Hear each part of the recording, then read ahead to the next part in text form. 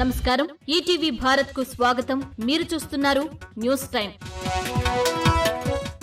Telugu Desam party మహిళలకు పుట్టినిల్లన్న చంద్రబాబు తాను మొదటి నుంచి మహిళా పక్షపాతినని వ్యాఖ్య. శ్రీకాకుళంలో మహిళలతో బాబు ముఖాముఖి. జగన్ కేబినెట్ లో ఉన్న వాళ్లంతా వైఎస్ఆర్ ను తిట్టిన వాళ్లేనన్న షర్మిల. వైఎస్ఆర్ ను తిట్టిన వాళ్లకే జగన్ పెద్దపీట వేశారని వ్యాఖ్యలు. బొత్స జగన్ కు తండ్రి సమానులా అంటూ ఎద్దేవా. నా నామినేషన్ ను అడ్డుకోవాలని వైసీపీ చూస్తోందన్న దస్తగిరి. అవినాష్ జగన్ ఇబ్బందులు పెడుతున్నారని ఆవేదన. దేనికి భయపడే ప్రసక్తి లేదు, ధీటుగా ఎదుర్కొంటారని వెల్లడి. తిరుమల శ్రీవారిని దర్శించుకున్న రఘురామకృష్ణరాజు. ఉండి నియోజకవర్గం కూటమి అభ్యర్థిగా నామినేషన్ దాఖలు చేశానన్న రఘురామ. చంద్రబాబు సీఎం కావాలని, రాష్ట్రానికి విముక్తి కలగాలని వెల్లడి.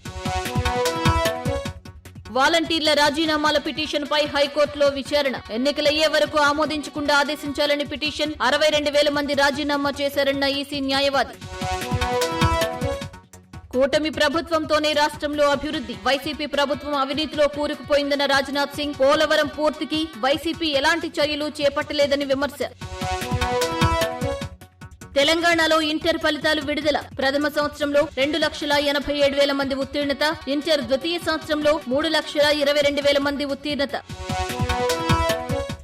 కోటక్ మహీంద్రా బ్యాంకుపై ఆర్బీఐ ఆంక్షలు. ఆన్లైన్, మొబైల్ బ్యాంకింగ్ ద్వారా కొత్త ఖాతాలు తెరవకూడదని ఆదేశం. 2022-23 సంవత్సర ఐటీ తనిఖీల్లో అవకతవకలు గుర్తించిన ఆర్బీఐ. వీవీప్యాట్ స్లిప్పుల లెక్కింపుపై సుప్రీంకోర్టులో విచారణ. ఈవీఎంలో మైక్రో కంట్రోలర్ ఎక్కడ ఉంటుందన్న సుప్రీం. కంట్రోలింగ్ యూనిట్లోనా లేక వీవీప్యాట్ లో ఉంటుందో స్పష్టత కావాలన్న కోర్టు.